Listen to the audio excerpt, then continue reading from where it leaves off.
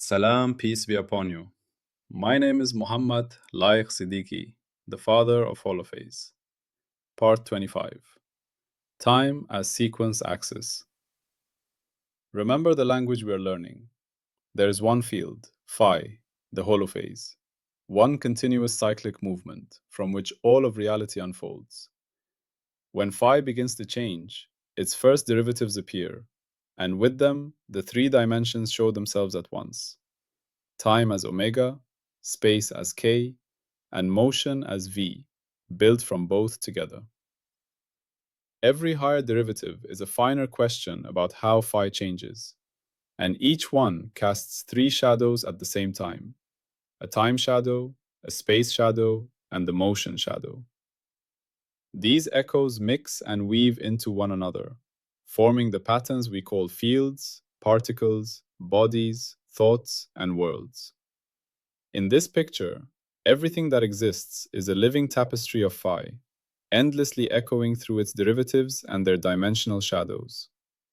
Today, we listen to just one of those echoes. We are now at the highest conceptual vista of Episode 8, the pure abstract language. From the simple root of phi, we have grown the entire tree: alphabet, grammar, semantics, information, memory, complexity, and computation.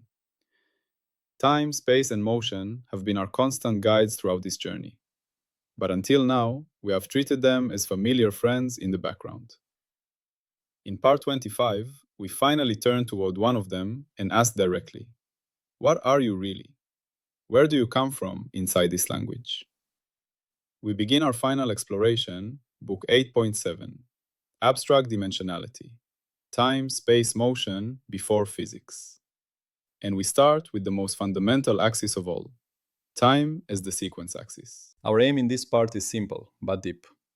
We want to peel away everything we usually associate with time: ticking clocks, seconds and minutes, aging bodies, cosmic expansion, even laws of cause and effect, and uncover the pure, abstract essence of time inside the holophase language. We will treat time not as something we assume, but as something that emerges from the way phi can be ordered. Along the way, we will slow the pace, stay with simple images, and make sure that each step is easy to follow. Part 25.1. The Story Core. The Pages of the Book. Imagine you are holding a thick book in your hands. Forget the story for a moment. Just feel the object.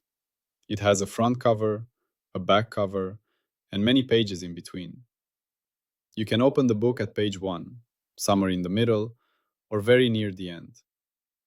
All the pages exist together in your hand. They coexist in space at the same time. Now remember a story that lives inside such a book. In that story, events happen one after another. First, the main character is born. Later, they leave home. Later, they may get lost, meet friends, face danger, and eventually grow through what they experience. You could describe this with simple words: first, next, then, after that, finally. That chain of first, next, then, finally is what we usually call time. Notice something subtle here. The paper of page 47 is not physically later than the paper of page 46. Both pages are just pieces of paper, side by side, bound together. What makes one scene later than another is not the kind of paper, not the ink, not the thickness. It is the order chosen by the author. The story says, what is described on page 47 happens after what is described on page 46. The after is a relation, not a substance. This is the key idea. Abstract time is the ordering of states. It is not a physical ingredient sitting beside phi. It is the rule that tells us which description comes before which other description. In the holophase language, each possible configuration of phi everywhere in the universe is like a page. Time is the rule that says, this global configuration of phi is page 1. That global configuration is page 2. That one is page 3, and so on. Time at this level is nothing more and nothing less than an ordering. Before and after, earlier and later. Part 25.2. The linguistic role, the grammar of next. In our language metaphor, time plays the role of the grammar of next. It is the simplest possible rule that allows symbols to follow one another in a meaningful way. Think about the alphabet. A, B, C, D. We learn it as a sequence. The particular order is conventional. We could imagine another culture that learns the letters in a different order. But as soon as you choose an order, you can start building bigger structures. You can write words such as CAT, and you know that C comes first, then A, then T. If you change the order, you change the word. TCA is something else entirely. The sequence of letters is essential. In the Holophase language, a single global configuration of phi is like a single letter or perhaps a single word. By itself, it is just one state. When we introduce a time axis as sequence, we are introducing the possibility of saying this state, and then that state, and then that state. We are turning isolated symbols into a sentence. At this abstract level, time does not yet measure how long something takes. There is no notion of 10 seconds versus 10 hours. There is only the fact that one state is next to another in the ordering. You can think of it as a bare list: state 1, state 2, state 3. The grammar of next is the rule that says every state in the story has a predecessor and a successor, except maybe the first and the last. That is time in its simplest form. Part 25.3. The scientific essence. The question, what comes after this? When physicists talk about time, they often talk about derivatives with respect to time, how a quantity changes per second, how fast a field is oscillating, how quickly energy moves from one form to another. All of these questions assume that a time axis already exists. Omega, the time derivative of phi, is only defined if there is a parameter to differentiate with respect to. So we step one level deeper and ask the more primitive question. What does it mean for there to be a next configuration at all? Suppose we know the complete configuration of phi at some abstract moment. Its value at every point, its first derivatives, its higher derivatives, all its topological features. What does it mean to say, now there is another configuration that comes after this one? Mathematically, we imagine a huge space whose points are all the possible global configurations of phi. Call it the configuration space of phi. A history of the universe is then a path drawn through this space, a curve that starts at one configuration and passes through many others. The time axis is a parameter that labels points along that curve in order. It tells us how far we have walked along the path of configurations. The only essential property of that parameter, at this abstract level, is that it respects order. If we assign parameter values 1, 2, 3, then configuration 2 is between 1 and 3. Seen this way, time is not a mysterious flowing entity. It is simply the structure we use to say, this state of phi is followed by that state of phi. It is a way of indexing a path through the space of possibilities. To connect this to our earlier language of echoes, we can say it like this. The pure time echo is rhythm without tempo. It is the bare click, click, click of something that has a before and an after. We do not yet ask how fast is the clicking. We just notice that there is a sequence of clicks. The space echo appears when we take that sequence of configurations and lay them out side by side in our mind, like frames of a film strip on a table. Now a spatial arrangement is representing a temporal ordering. The motion echo appears when we ask about the rule that carries us from frame to frame. That rule, when we look at it closely, is what we normally call dynamics. Part 25.4. Position in the master tree. The trunk of growth. In the master tree of the holophase, time as sequence is the main trunk along which everything grows. Without a trunk, there is no upward growth. Without sequence, there is no unfolding story. Imagine the tree not as a static object in a picture, but as a living thing watched in fast motion. At the very beginning, there is only a seed, a tiny initial pattern of phi. Then the seed swells and splits. A root goes down, a shoot goes up, leaves appear, branches split and split again. Each of these events happens in an order. You could tell their story using simple words. First the seed, then the sprout, then the first leaf, then the branch, and so on. The final shape of the tree is a summary of this history. But the history itself is a sequence of states, a path of phi configurations. The time axis is the invisible line that runs through that history, connecting each state to the next. On this trunk, all the branches of space structure, motion, energy, information, and computation attach themselves. In our abstract book of phi, the time axis is the page numbering. Without it, the pages would still exist, but they would not form a story. With it, the book becomes a narrative. The Holophase language uses this narrative trunk to organize everything that happens. Part 25.5 Relations to neighbors. Time, omega, space, and motion. Because time as sequence is so basic, it touches all the other axes, but always in a foundational way. First, time and phi. Time orders different states of phi. Phi can be many things, but time is the rule that says which of those things comes before which other. If there were only one possible state of phi, time would have nothing to work on. Time needs variety to create a sequence. Second, time and omega. Omega is defined as how fast phi changes with respect to time. This means that time must be in place before omega appears. Time is like the rail, and omega is like the speed of a train moving along that rail. Without the rail, there is no meaningful way to talk about speed. Third, time and space. Space, as we will explore in the next part, is the axis of coexistence, the idea that different values of phi can exist side by side at the same abstract moment. Time says this, then that. Space says this and that at once.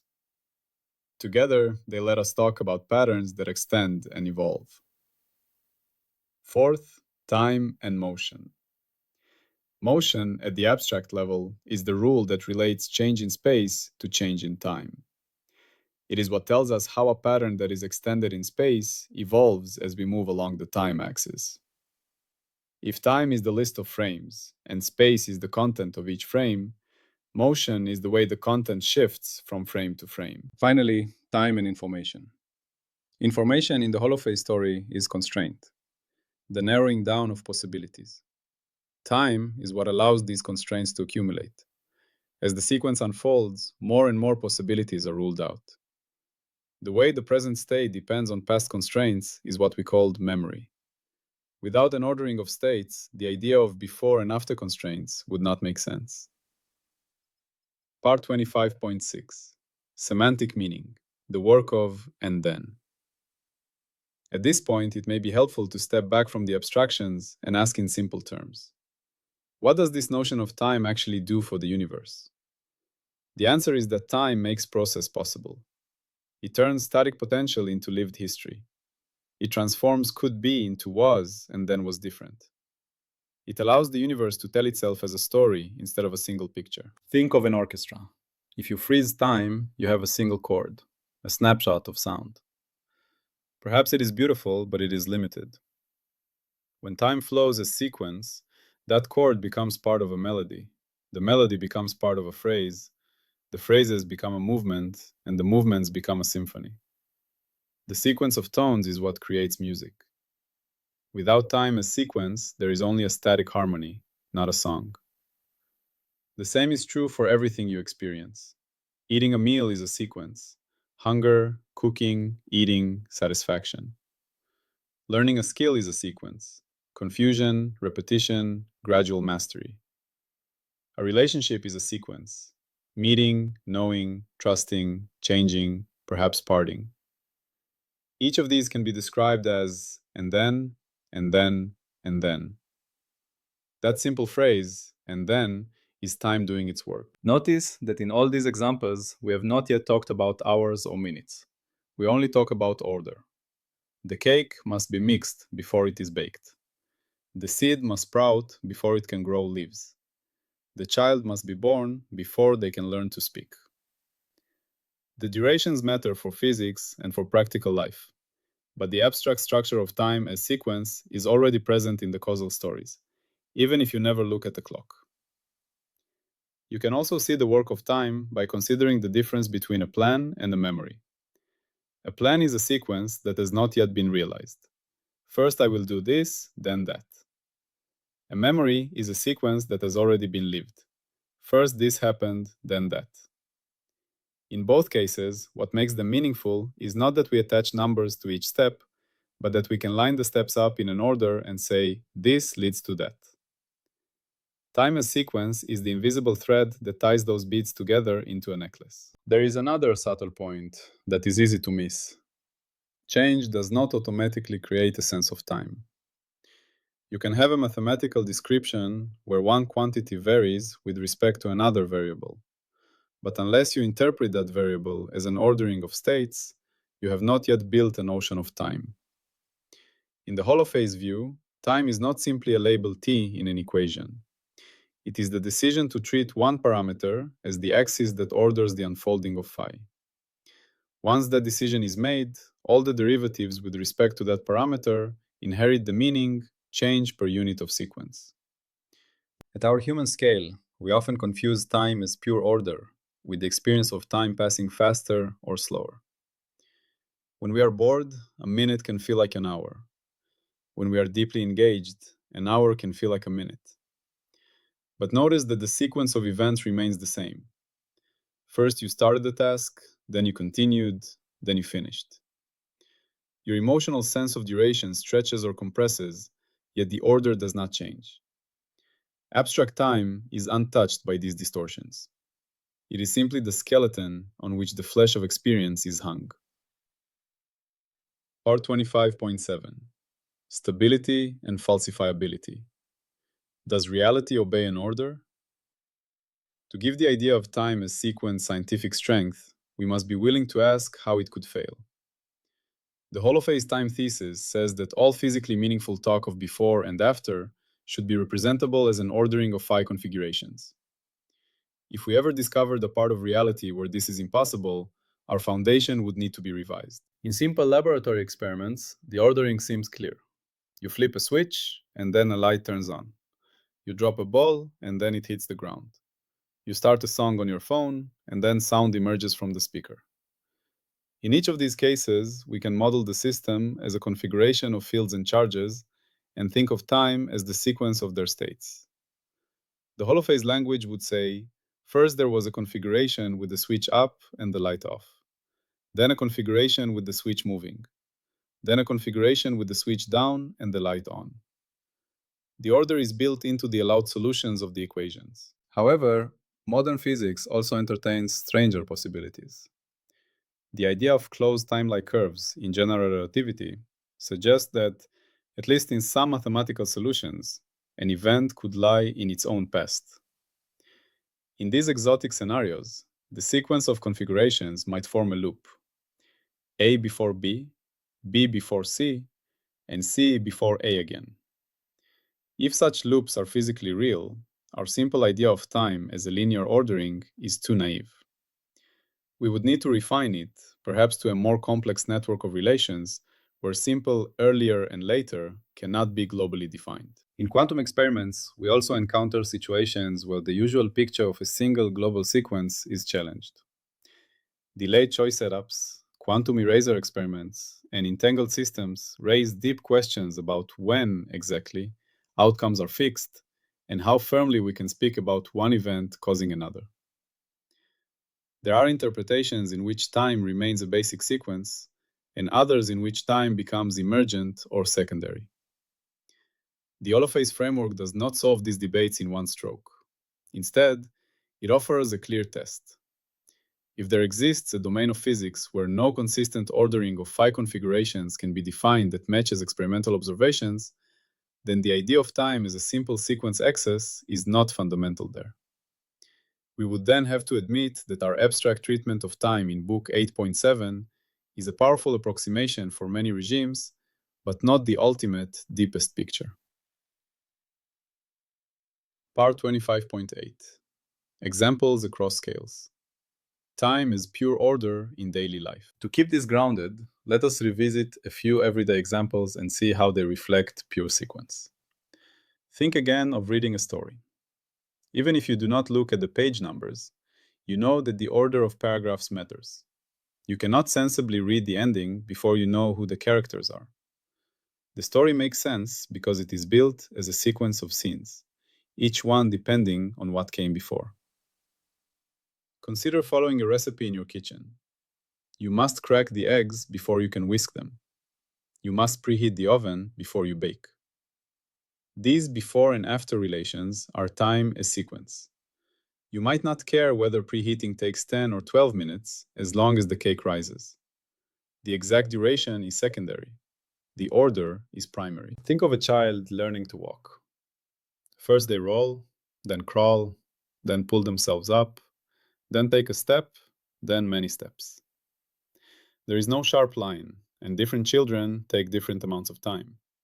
But the rough ordering is still there.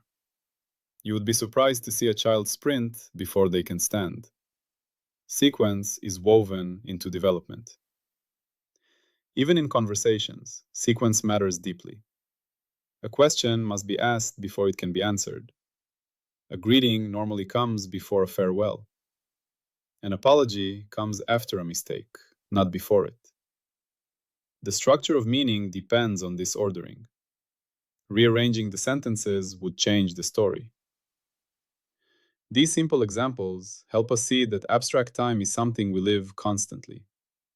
Even without thinking about physics, we rely on ordering to make sense of our lives. Part 25.9. Recognition skill. Noticing lists and stories. You can train yourself to notice time as pure sequence by looking for lists and stories in the world around you. When you write a to-do list, you're often imposing an order. First call this person, then answer that email, then cook, then rest. That list is a small model of the time axis in your day. You might reorder it, but as soon as you choose, you have created a temporal structure. When you watch someone teach a skill, notice how they break it into steps. Step 1, Step 2, Step 3. The steps are not just arbitrary. They are arranged so that each one prepares for the next. This is time as sequence used as a tool for understanding. Even in simple natural cycles, such as inhaling and exhaling or day and night, you can feel the presence of sequence. Day follows night, night follows day. Breath follows breath. The repetition is a loop, but each pass through the loop is still a sequence. This inhale, then this exhale. Time as sequence is the backbone of the cycle. Practicing this kind of noticing will help you later when we move to more subtle concepts like space as coexistence and motion as the bridge between them. You will already have a clear feeling for one axis of the triad. Part 25.10. Return to phi, the ordered one. We return to close to our single field. Time, in its purest sense, is not something that exists outside phi and pushes it forward. Instead, time is a way of arranging different possible states of phi into an order. The holophase does not float in a separate river of time. Rather, by having the capacity to be many different patterns, and by those patterns being related in a way that can be walked through step by step, phi itself gives rise to the idea of before and after. In the story of Holophase, this is a quiet but profound shift. Time is no longer a mysterious background given to us from outside. It is a relation born from the expressiveness of phi. The more phi can vary, the richer the possible sequences. The richer the sequences, the more intricate the stories reality can tell. It is also worth noticing how this perspective softens some of the fear we often attach to time. When we think of time only as a cruel force that takes things away, we feel pushed and pressured by it.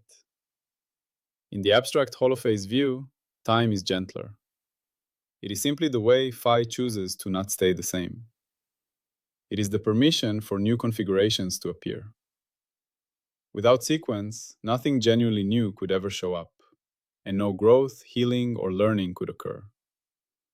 The same axis that carries aging also carries all creativity. From this point of view, your own life can be seen as a particular path through the configuration space of phi, a unique curve among uncountably many possibilities. Every choice you make, every habit you build, every understanding you gain is a way of selecting which configurations come next. You cannot control the whole path, but you participate in shaping parts of it. To feel time as sequence is to feel yourself walking this path, one discrete step at a time, always standing on a single page while holding, in some quiet way, the memory of the pages already turned and the anticipation of those still blank. When we later talk about space as coexistence and motion as the bridge, you can remember this feeling. Time gives you the line of the story. Space gives you the canvas on which each moment is drawn. Motion tells you how the drawing changes as you move from one moment to the next. Together, they do not stand above phi as separate things. They are three different ways phi organizes its own possibilities.